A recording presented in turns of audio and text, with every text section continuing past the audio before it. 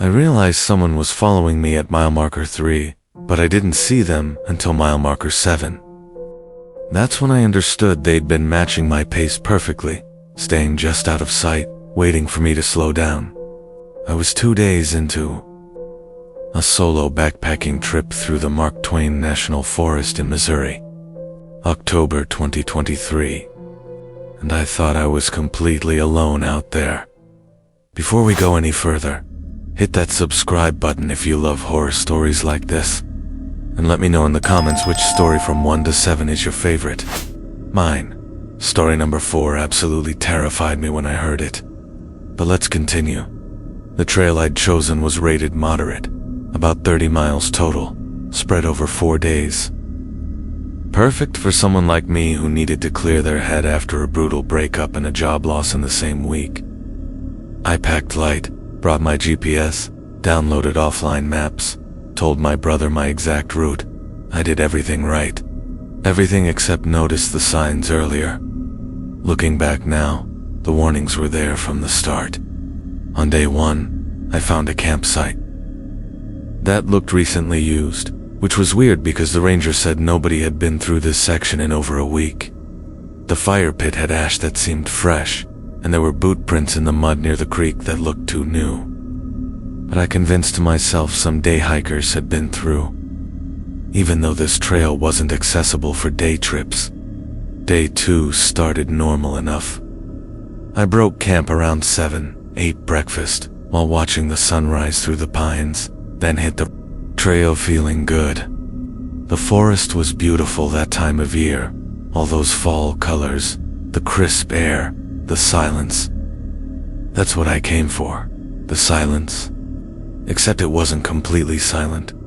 Every hour or so, I'd hear something. A stick breaking, leaves rustling. Always behind me, always just far enough away that I couldn't pinpoint it.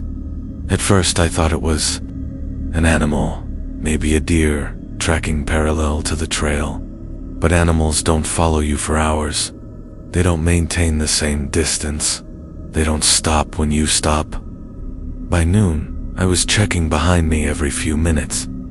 The trail wound through dense forest here, visibility maybe 20 feet in any direction. Perfect cover for someone who didn't want to be seen. I stopped for lunch around 1 o'clock, found a fallen log near the trail, sat down with my back to a large oak tree so nothing could approach from behind. I ate my sandwich and watched the trail in both directions. That's when I saw the first clear sign. A boot print, fresh, right in the middle of the trail about 50 feet ahead, in a patch of soft dirt. I hadn't made that print. I'd come from the other direction, which meant someone was ahead of me now. My stomach dropped. I pulled out my map, trying to figure out if there were any alternate routes, any way to get off this trail and loop back to my car. But I was in the deepest part of the forest now, at least 15 miles from the nearest road in any direction. Going off trail wasn't an option. I could get lost, injured, or worse. I decided to keep moving forward, but stay alert. Maybe it was just another hiker who happened to be on the same schedule. Maybe they were as surprised to see signs of me as I was of them. I tried to convince myself of this as I packed up and continued hiking. The afternoon got worse. The boot prints appeared regularly now, always ahead of me, always fresh. And I started finding other things. A protein bar wrapper that looked identical to the ones in my pack, discarded beside the trail. A broken branch at exactly my eye level, like someone had pushed through here recently. Small piles of rocks arranged in patterns that meant nothing to me, but felt deliberate, intentional, wrong. By 4 o'clock, I was practically jogging. I wanted to reach the next established campsite before dark. I wanted to be somewhere official, somewhere that felt safer even though I knew it made no logical difference. The forest didn't care about designated campsites. Neither did whoever was out here with me. I made it to the campsite just as the sun started setting. It was a small clearing with a fire pit, a bare box for food storage, and a wooden sign marking it as Site Number 7. The moment I entered the clearing, I felt it, that overwhelming sensation of being watched. I spun around, scanning the tree line, seeing nothing but darkening forest and lengthening shadows.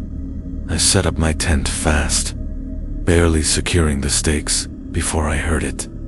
Footsteps, not trying to be quiet anymore. Walking around the perimeter of the clearing, circling me, crunching through the dead leaves. I grabbed my bear spray and my flashlight, hands shaking so bad I almost dropped both. "Who's there?" I yelled into the darkness. "I know you're out." There. The footsteps stopped. Total silence for maybe 30 seconds. Then I heard it, my own voice, calling back to me from the woods. "Who's there? I know you're out there." The exact words, the exact inflection, the exact tone. Like a recording. Like something had captured my voice and was playing it back. I didn't sleep that night. I sat in my tent with my knife in one hand and bear spray in the other, listening to footsteps circle my camp until dawn. Sometimes they'd stop right outside my tent, and I'd hear breathing, slow, measured, patient, waiting for me to fall asleep, to let my guard down, to make a mistake. When the sun finally rose, I packed up in 10 minutes flat and started speed hiking back the way I'd come. Forget the rest of the trip, forget the gear I left behind in my panic, forget everything except getting out of these woods. I covered 15 miles in 6 hours, barely stopping, constantly checking behind me. I never saw who it was, but I know. They followed me all the way back to the trailhead, because when I finally reached my car and threw my pack in the trunk, I found something tucked under my windshield wiper. A Polaroid photo of me, sleeping in my tent the night before. Taken from inside the tent somehow, impossible angle, showing my face peaceful and unaware while something stood in the shadows behind me. Just outside the frame, I still have that photo. I've never shown it to anyone, and I've never gone hiking alone again.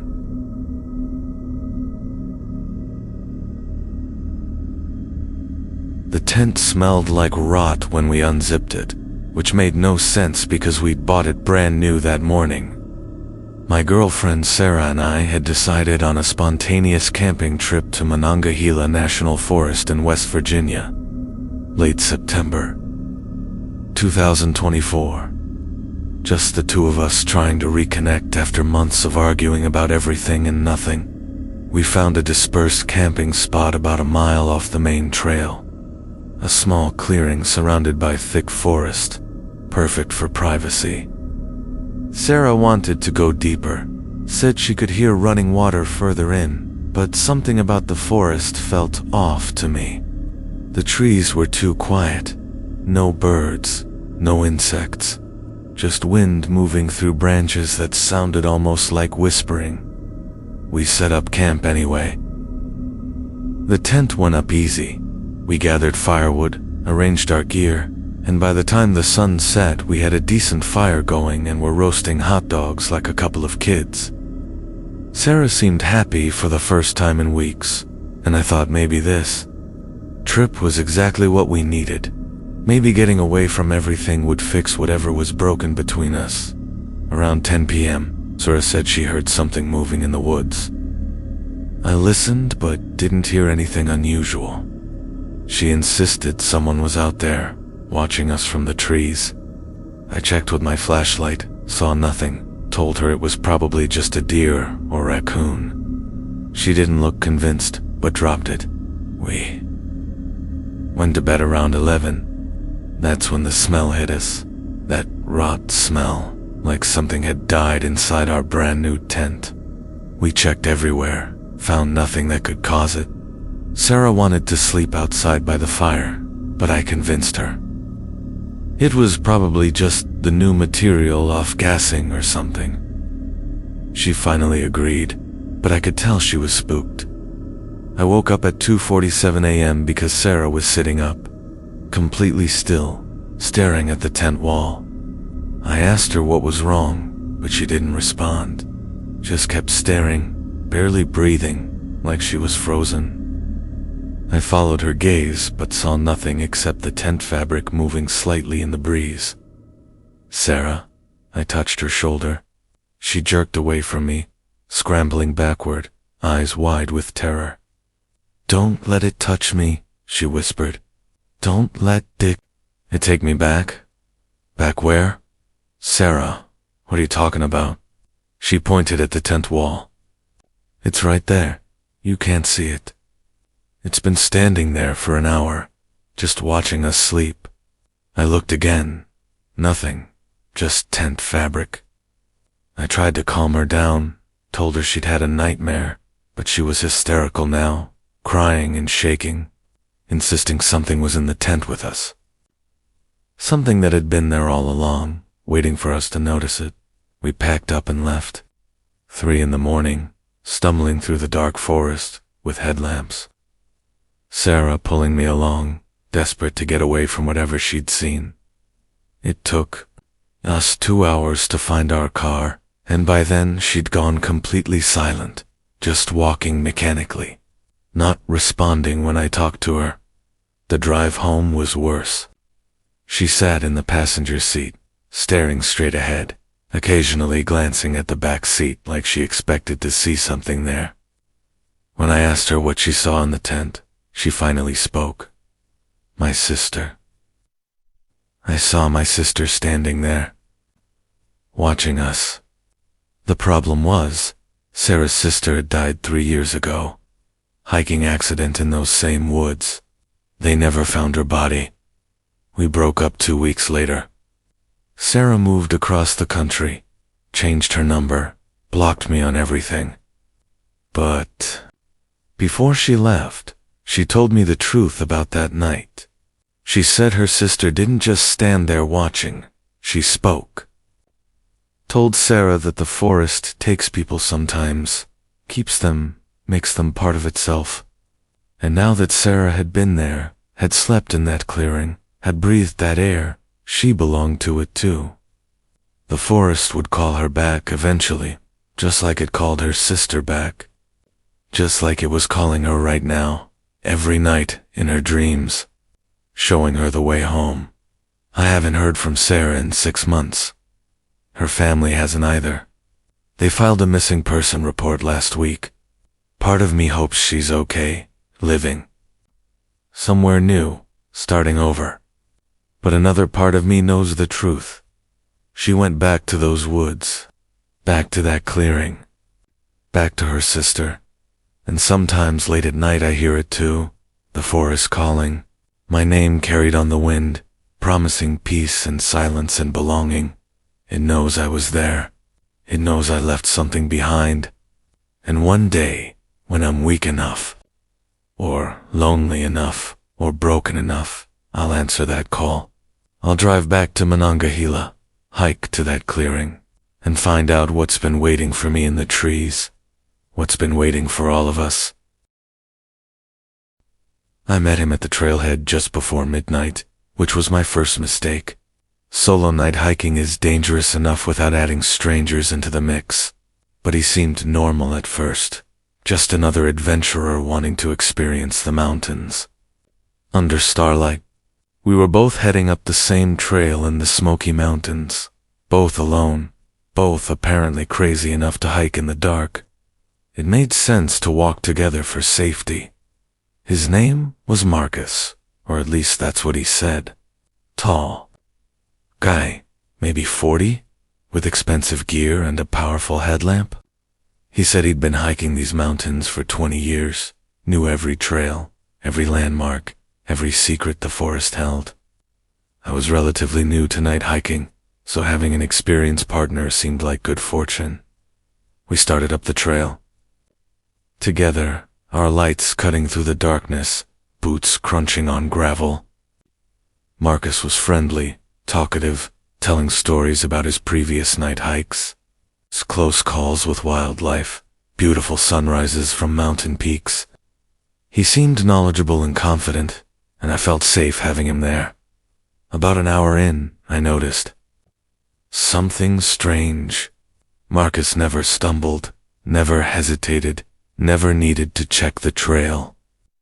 He walked like he could see in the dark, his steps sure and steady even when my headlamp showed rough terrain ahead. When I commented on it, he laughed and said it was muscle memory, that he'd done this trail so many times he could walk it blindfolded. 2 hours in, we stopped for a break.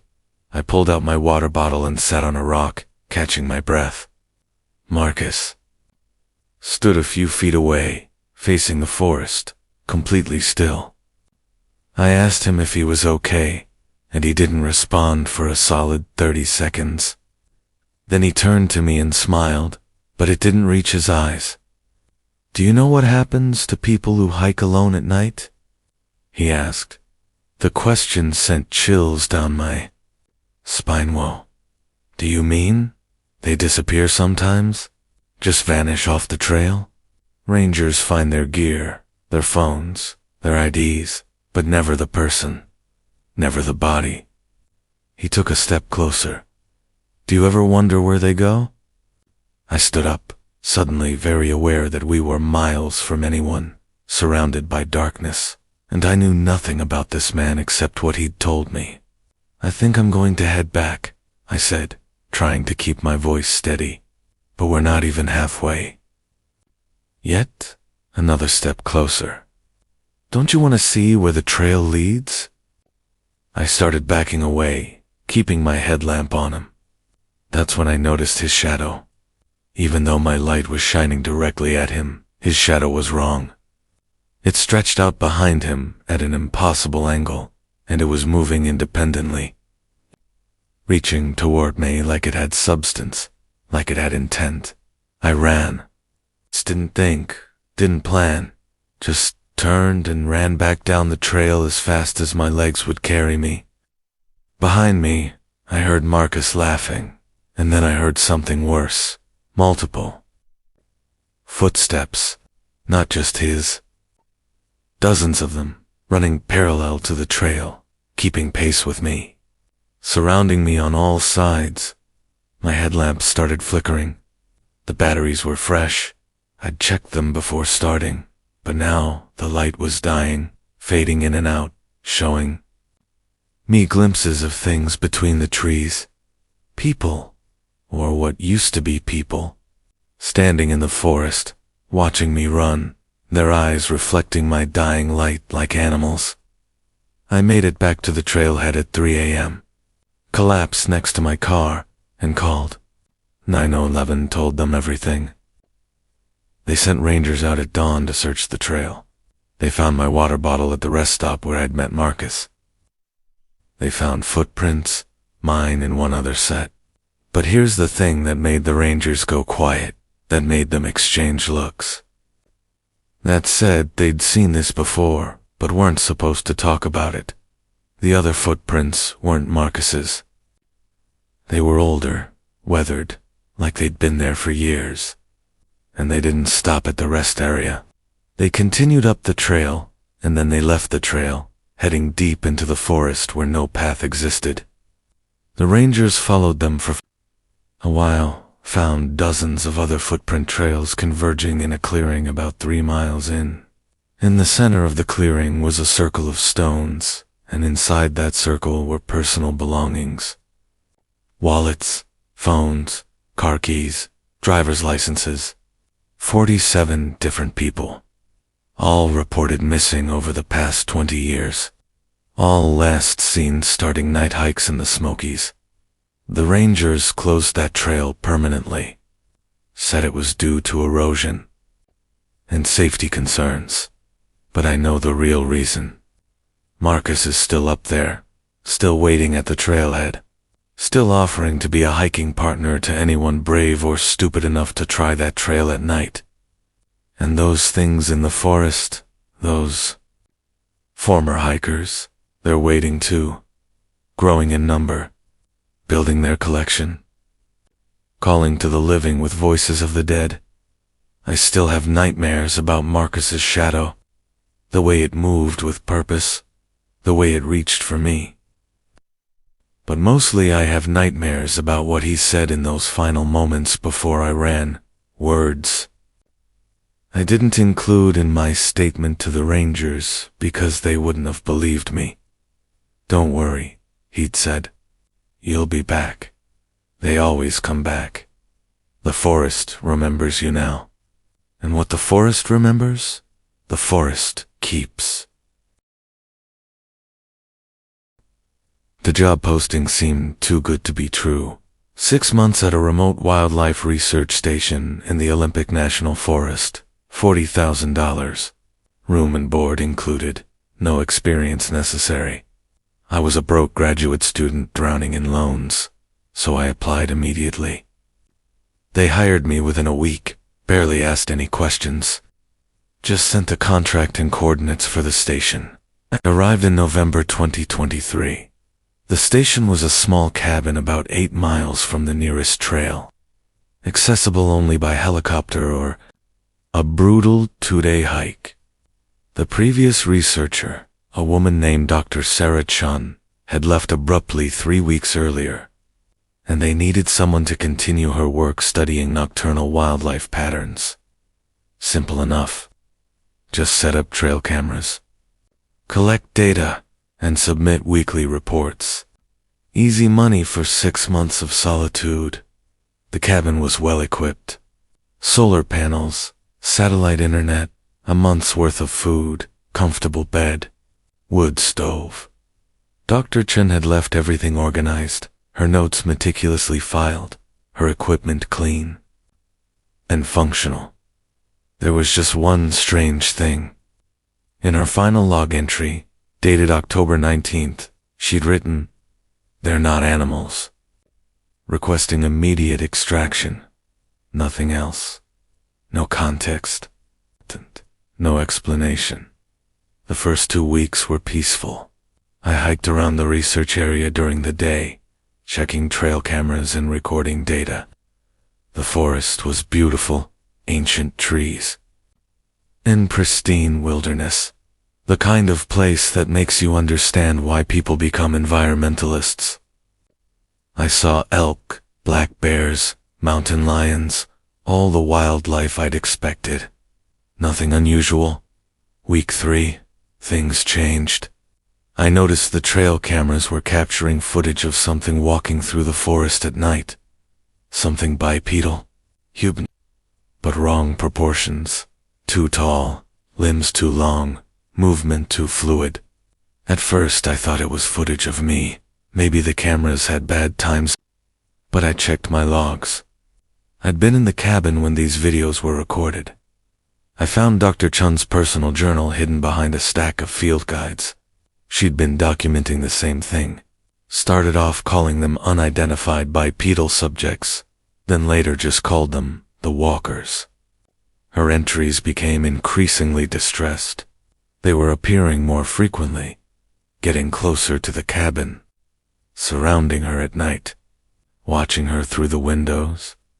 Her final entry was dated the day before her extraction request. They're not trying to hurt me. They're trying to communicate. But their language isn't words. It's fear. Pure, primal fear transmitted directly into your mind. When you see them, you understand things you shouldn't understand. You know things you can't possibly know. And once you know, you can never unknow. I have to leave before I become like them. I should have requested extraction right then. Should have followed Dr. Chun's lead. But I was stubborn, rational, convinced. There was a scientific explanation. Maybe she'd had a mental breakdown from isolation. Maybe the walkers were just bears standing upright. Maybe the fear was just her imagination. I kept working. The trail cameras showed more walkers each night, always moving in the same direction, always heading toward my cabin. I counted 12 distinct figures in one night's footage. They moved in formation, purposeful, organized, not animals. Animals don't organize. On week 5, they knocked on my door. 3 solid knocks at exactly 2 a.m. I looked through the peephole, saw nothing. Opened the door carefully, found deep impressions in the dirt where something heavy had stood. 3 sets of footprints leading away into the forest. Human-shaped, but wrong. 8 toes instead of 5. The next night, they knocked again. This time I looked through the window instead of the peephole. Saw them standing in the tree line, barely visible in the moonlight. 7 of them. Tall, impossibly tall, maybe 8 feet. They stood completely still, just watching the cabin. When I locked eyes with one, I felt it, that fear Dr. Chun had described. Not ordinary fear, something deeper. Knowledge flooding into my brain. I understood they'd been here for thousands of years. Long before humans. This was their forest, their home, their world. We were the intruders, and they didn't want us dead. They wanted us to understand, to see them, to acknowledge them. And once we did, once we truly saw them, we changed. Became something in between. Not human anymore. Not them. Something else. Dr. Chun hadn't left on the helicopter. I knew that suddenly, completely, terrifyingly, she'd walked into the forest after writing that final log entry. She'd joined them, become part of their collective, and they were showing me, every night, what my future held, what my choice would be. I requested extraction that night. The helicopter came within 6 hours. Fastest response they'd ever done. The pilot looked relieved to find me still human, still sane. He said 3 researchers had worked this station in the past 5 years. Only one had left by helicopter. I asked him what happened to the others. He wouldn't answer, just flew faster. Got us out of that forest like something was chasing us. Maybe something was. I've been back home for 4 months now. Back to city life. Back to graduate school. Back to normalcy. But every night at 2 a.m., I hear them knocking. Not on my apartment door. On something deeper. Knocking on whatever part of me is still connected to that forest, to that cabin, to that knowledge I can't unknow. They're calling me back, and every night, the call gets louder. Every night, I understand more. Every night, I become less human and more something else. Dr. Chun's family asked me if I knew what happened to her. I lied, said I had no idea. But sometimes I see her in my dreams, standing with the walkers, 8 feet tall with 8 toes, watching me from the tree line, waiting for me to join her. Waiting for me to come home. I took the shortcut because my phone was dying and I needed to get back to my car before dark. Stupid decision. The kind of decision that seems logical right up until it ruins your life. I was day hiking in the Ozark National Forest in Arkansas. March 2024, when I realized I'd gone further than planned and had maybe an hour of phone battery left. My GPS showed a trail that cut across the ridge instead of looping back around, saving me 3 miles and an hour of hiking. The trail wasn't on my paper map. That should have been a warning. But I was tired, my feet hurt, and I convinced myself that my digital map was just more updated, so I took the shortcut. The trail was barely visible. Just a faint path through the undergrowth that looked like it hadn't been used in years. No trail markers, no blazes, nothing official. Just a narrow trek winding through increasingly dense forest. But it was heading in the right direction according to my GPS, so I kept going. 15 minutes in, my phone died completely. Not gradually, just shut off at 47% battery like someone flipped a switch. I tried to restart it 3 times, Nothing. So now I had no GPS, no communication, and no way to call for help if something went wrong. But I'd committed to the shortcut, and turning back meant admitting defeat. So I pressed forward. The forest got weird after that. The trees were different here, gnarled and twisted in ways that didn't look natural. Some of them had marks carved into the bark, symbols I didn't recognize. Not modern graffiti. These marks were old, weathered, like they'd been there for decades. Maybe longer.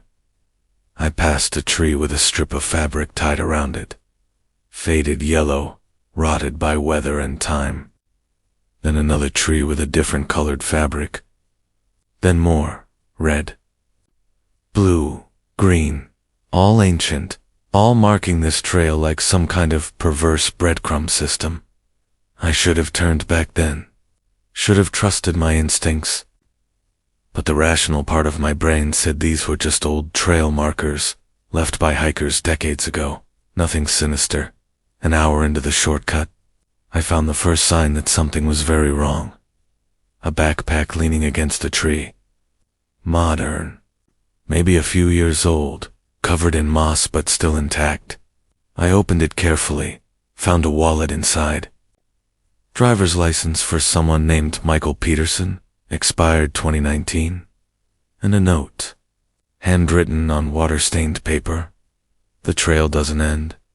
I've been walking for 3 days. Same trees, same markers. Can't find my way out. If you find this, turn back. Don't trust the path. My heart started pounding. I looked around, suddenly noticing what I'd missed before. I'd seen that twisted tree before, an hour ago, and those fabric markers, they were in the same order as when I'd started. Red, blue, green. I'd been walking in a circle. I changed direction, headed perpendicular to the trail, figuring I'd hit the main path eventually if I just went straight. But the forest resisted. Thick undergrowth, fallen logs, ravines that forced me to reroute. And every time I rerouted, I found myself back on that same trail. Red, blue, green. Same markers. Same trees. Same impossible loop. By the time the sun started setting, I was panicking. I'd been trying to escape for 3 hours and kept ending up at the same starting point. My water was running low, my energy was fading, and darkness was coming fast. I found a relatively clear spot and decided to spend the night. Figure things out in the morning when I could see better. That's when I heard them. Footsteps. Multiple sets. Walking on the trail, coming closer. I hid behind a large oak and watched. 4 people walked past. They looked normal at first, hikers in regular clothes, carrying day packs, moving with purpose. But something was off. They walked in perfect synchronization, same stride length, same pace, and they were all wearing those fabric strips on their arms. Red, blue, green, yellow. I stayed hidden until they passed, then followed at a distance. Maybe they knew the way out. Maybe they could help. But as I followed, I realized they were walking in the same circle. Same trees, same markers, over and over. They never stopped, never rested, never spoke, just walked. Endlessly, one of them stopped suddenly and turned toward my hiding spot. Even in the fading light, I could see her face. Gaunt, hollow-eyed, lips moving but no sound coming out. Then she rejoined the others and they continued their eternal loop. I ran. Didn't care about direction anymore, just needed to get away from those walkers. Those lost souls trapped in an endless circuit. I crashed through the forest blindly, branches tearing my clothes, thorns cutting my skin, until I tripped over something and fell hard. I'd tripped over railroad tracks. Old, rusty, mostly buried by decades of forest growth. But tracks meant civilization, meant a way out. I followed them, praying they'd lead to something, anything. After 20 minutes, they brought me to an old railroad bed, then to a dirt road. Then finally to a paved road where I flagged down a passing truck. The driver took me to the nearest ranger station. I told them everything, the trail, the backpack, the walkers. They listened politely, gave me water and a phone charger, and said they'd send someone to investigate. But I saw the look they exchanged. They'd heard this story before. The ranger pulled out a map and asked me to show him where I'd been. I pointed to the area.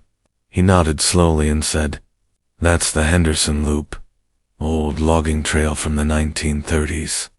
We don't maintain it anymore. Officially, it's closed." "Why?" I asked. He hesitated. "People get lost there. Not just lost. Stuck. Something about the terrain, the magnetic fields in the rock, maybe something else. They walk in circles for hours, sometimes days. Most of them find their way out eventually. Some don't. How many haven't?" Another hesitation. "Officially, none. Everyone who goes in comes back out.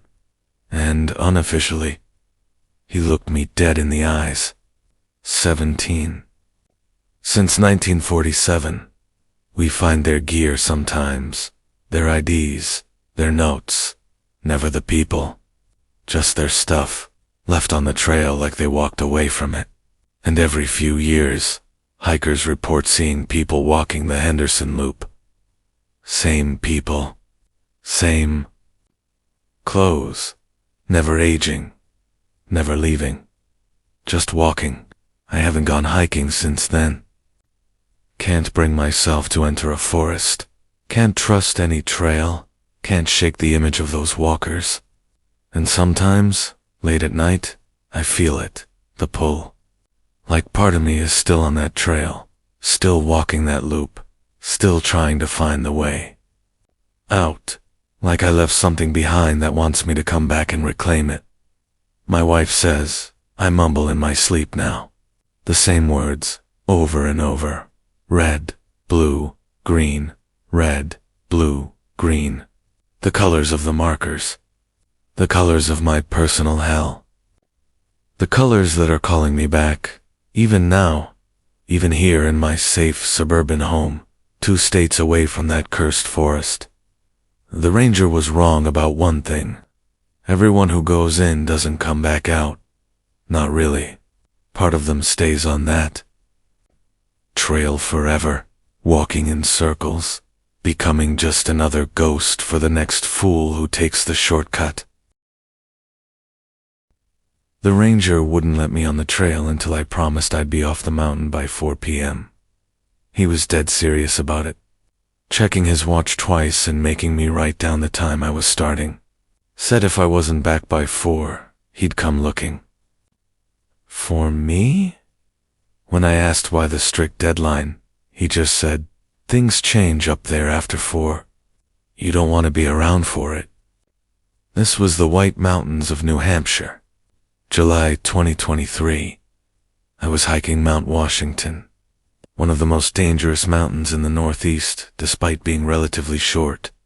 Weather changes fast up there, wind speeds hit record numbers, people die regularly. But it was a beautiful summer day, clear skies, warm temperatures. I figured the ranger was just being overly cautious. I started the Tuckerman Ravine Trail at 9 a.m., giving myself plenty of time to summit and get back down by 4. The hike up was perfect. Stunning views, comfortable temperature, other hikers around for company and safety. I reached the summit at noon, spent an hour taking photos and eating lunch, then started back down at 1 o'clock. 3 hours to cover 4 miles downhill. Easy. But I twisted my ankle at the 2-mile mark. Nothing serious, just rolled it wrong on some loose rocks. Painful, but walkable. It slowed me down significantly, though. By 3:30, I was still 1.5 miles from the trailhead, and the sun had already shifted behind the mountain, plunging the trail into shadow at 3:45. I noticed the temperature drop. Sudden, dramatic, like someone had opened a freezer door. My breath started fogging, and I could see frost forming on the rocks around me. This was July. This was impossible. But there it was, ice crystals spreading across the trail, climbing up the trees, covering everything in white. At exactly 4 p.m., the wind started. Not gradually. All at once, a howling gale that came from nowhere and everywhere, bending the trees, tearing at my clothes, nearly knocking me off my feet. I grabbed a tree to steady myself and looked around for shelter. That's when I saw the other hikers. Dozens of them, emerging from the forest on both sides of the trail, walking slowly toward me. They were dressed in old-fashioned hiking clothes, 1950s, maybe earlier, and they were translucent. Not completely. I could see them clearly, but I could also see through them to the trees behind. I ran. Injured ankle, forgotten, survival instinct, overriding everything else. The ghost hikers kept pace with me, matching my speed, surrounding me on all sides. They didn't make any sound except for their footsteps, heavy, rhythmic, constant, and they were all walking in the same direction. Downhill, toward the trailhead. Toward me, one of them got close enough to touch. An older man in a wool sweater and canvas pants. He looked at me with empty eyes and opened his mouth. The wind that came out was a natural wind. It was his breath, his voice, his warning, carried on a gale that nearly froze my lungs. "You're late," the wind said. "They're hungry." I don't remember the rest clearly. Just running, falling, getting up, running more. The ghost hiker stayed with me the whole time, walking at my running pace, never getting closer but never falling behind. The temperature kept dropping until my fingers went numb and my face burned with cold. In July, on a mountain that had been 70 degrees an hour earlier. I reached the parking lot at 4:47 p.m. The moment I crossed out of the forest, everything stopped. The wind died. The temperature rose. The ghost hikers faded into nothing. I collapsed next to my car, shaking and gasping. The ranger was waiting. He looked relieved to see me. "Thought I was going to have to come get you." "What the hell was that?" I demanded. "The cold, the wind, the people, the mountain remembers," he said quietly. "Every person who ever died up there, every lost hiker, every storm victim, every fool who underestimated this mountain. After 4 p.m., they come out. They walk the trails they died on. And if you're up there with them, if you're late, they try to bring you with them, add you to their number, make you part of the mountain's collection." He showed me a ledger. Names and dates going back to 1849. Hundreds of people who'd died on Mount Washington. Times of death listed next to each name. Most between 4 p.m. and 8 p.m. The mountain's hours, when it claimed its victims. "Why didn't you tell me this before?" I asked. "Would you have believed me? Or would you have thought I was crazy and gone up?" There, anyway. He had a point. I tell everyone the deadline. Most people listen, a few don't. Some of those who don't make it back. Some become part of the 4 o'clock crowd, forever. I looked at the mountain. Even in the summer evening light, it looked different now. Darker, more menacing. Like it was watching me, waiting for me to make another mistake. "My advice?" the ranger said. "Don't come back. The mountain remembers you now. You were up there. During its hours. It tasted you. It wanted you. And what the mountain wants, it usually gets. Maybe not today, maybe not this year, but eventually you'll feel the pull. You'll come back, and next time you won't leave. That was 2 years ago. I haven't returned to Mount Washington, but he was right about the pull. Every day around 4 p.m., I feel it, a cold wind that shouldn't exist. A voice in that wind calling my name, an overwhelming urge to drive north to those mountains and finish what I started. The urge gets stronger every day. I'm writing this as a warning. If you hike Mount Washington, if you hike any of these old, deadly mountains where dozens have died, respect the hours. Respect the mountain, because the dead don't rest up there. They patrol, they hunt, they collect. And once they've seen you, once you've been on their trails during their hours, you belong to them. It's only a matter of time before they claim what's theirs. It's 3:47 p.m. right now. The sun is setting. The temperature in my apartment just dropped 10 degrees, and I can hear them outside my window. Footsteps, heavy, rhythmic, constant, getting closer. They've come to collect, and I finally understand the truth. I never left that mountain. I've been walking it for 2 years, just like them. A ghost who doesn't know he's dead. Until now. I found the camera 3 days into my solo backpacking trip through the Superior hiking trail in Minnesota. Someone had left it hanging from a tree branch, about chest height, pointed at the trail. Expensive DSLR, with a telephoto lens, protected. In a weatherproof case. No note, no identification, just the camera swinging slightly in the breeze. My first instinct was to leave it. Someone probably set it up for wildlife photography and would be back for it. But it had clearly been there a while. The case was dusty, there were spider webs in the corners, and rain had collected in the rubber seal. This camera had been abandoned, or more likely, whoever left it never came back. I took it down and checked. The SD card, still inside. Over 2,000 photos and videos stored on it. Professional curiosity got the better of me. I'm a photographer myself. So I started scrolling through the images on the camera's screen. The first 100 photos were normal, wildlife shots, deer, foxers, birds. Beautiful composition, perfect lighting, expert work. Then the photos changed. Still wildlife, but the animals looked wrong.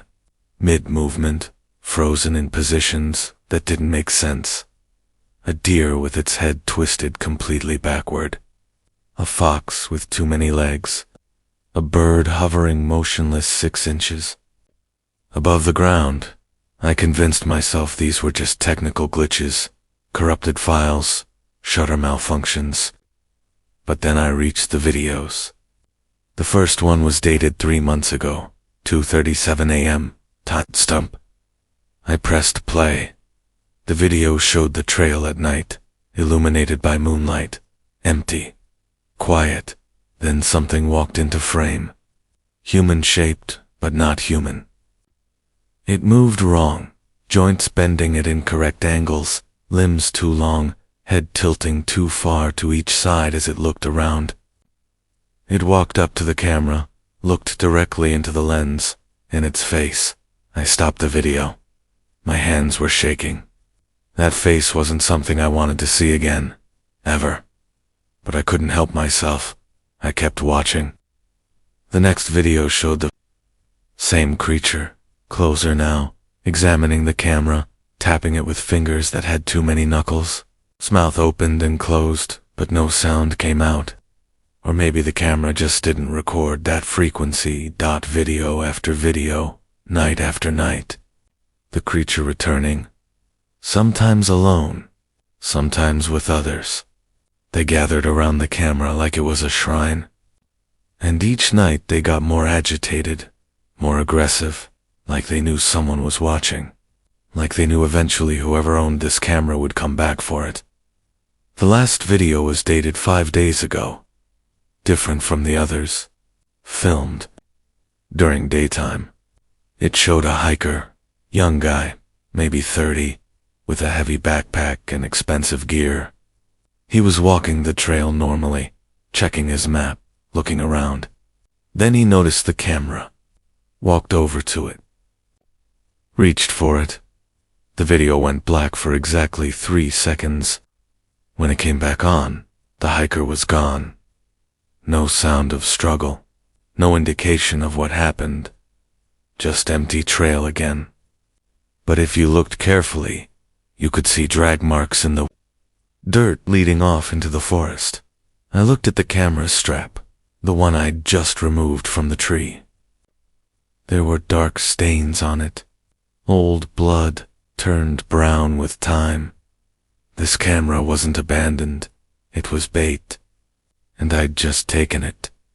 That night, I heard them, moving through the forest around my tent. Multiple sets of footsteps, heavy and deliberate, circling my camp.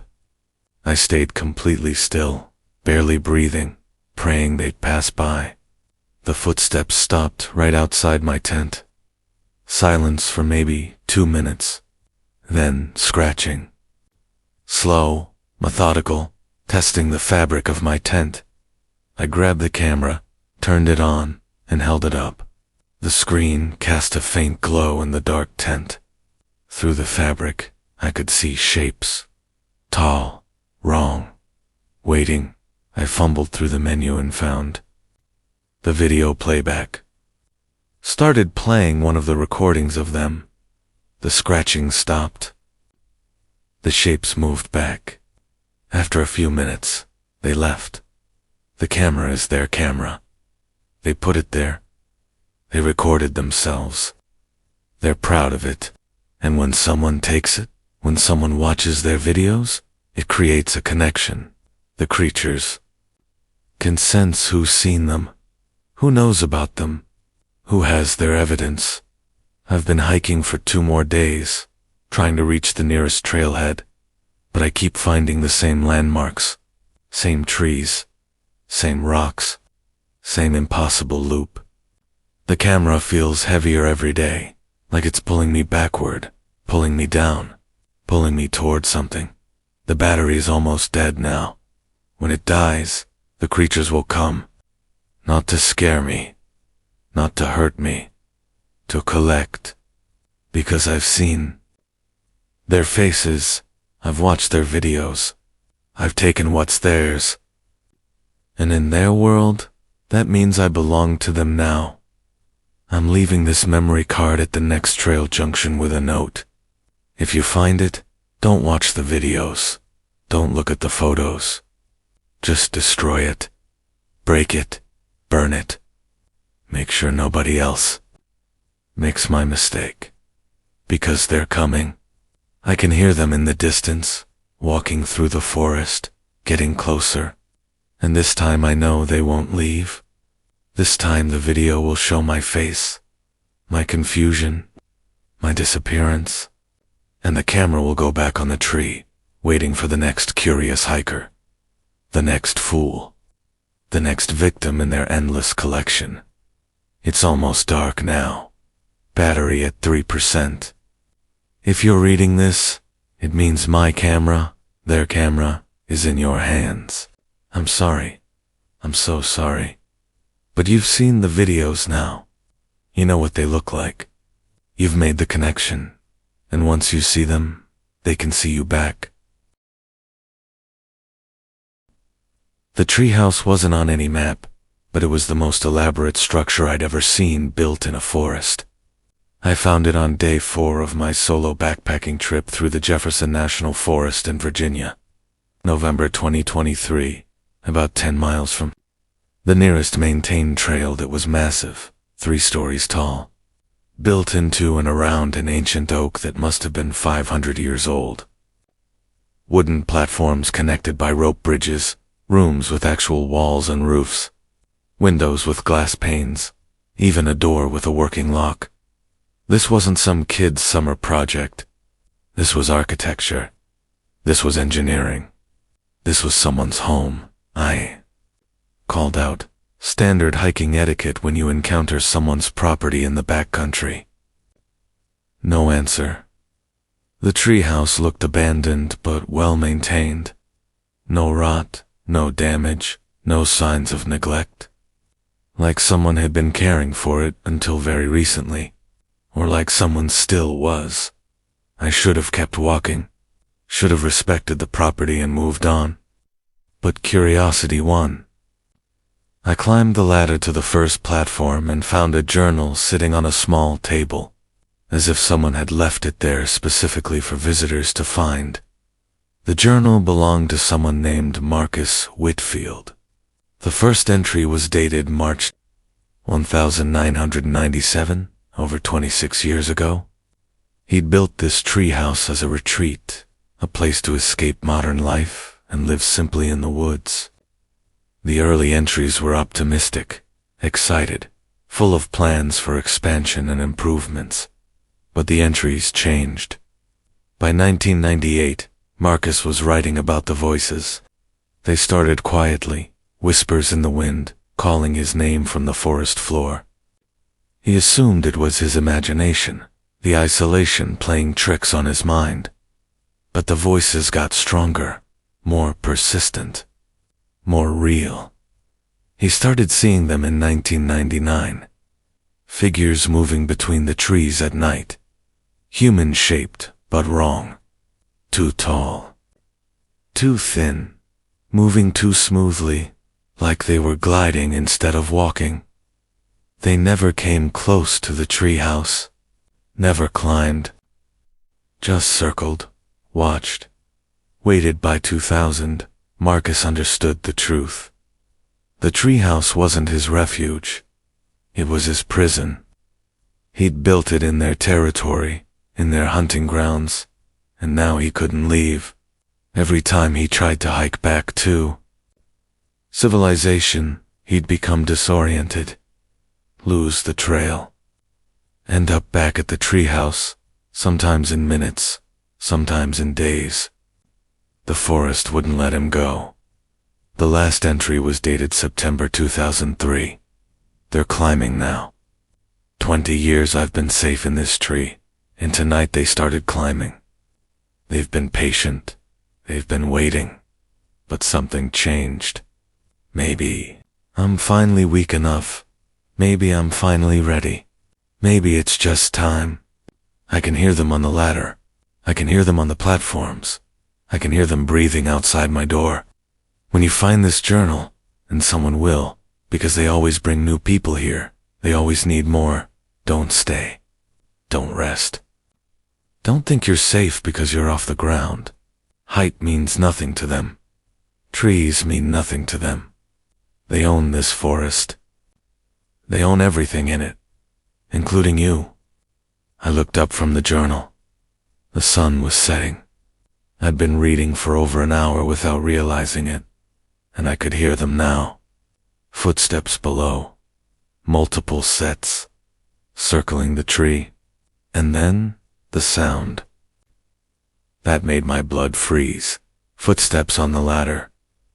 Coming up. Slow. Steady. Inevitable. I'm still here. In the tree house. It's been 3 days.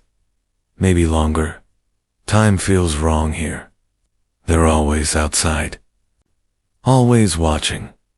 Sometimes climbing. Sometimes whispering. Sometimes silent.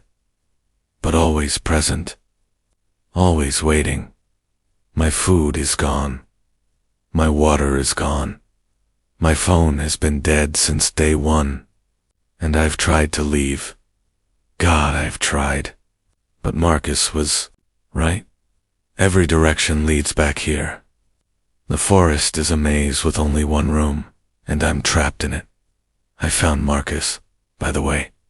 He's in the 3rd floor room, still sitting in his chair, still holding a pen, still staring at the door. Dead for 20 years, but perfectly preserved, like the forest air itself is keeping him fresh, keeping him as a warning, keeping him as company for whoever comes next. I'm writing this in his journal, adding my story to his. So, the next person? Well, no. So, someone will understand? This treehouse is beautiful. This treehouse is perfect. This treehouse is a trap. And if you're reading this, you're already caught.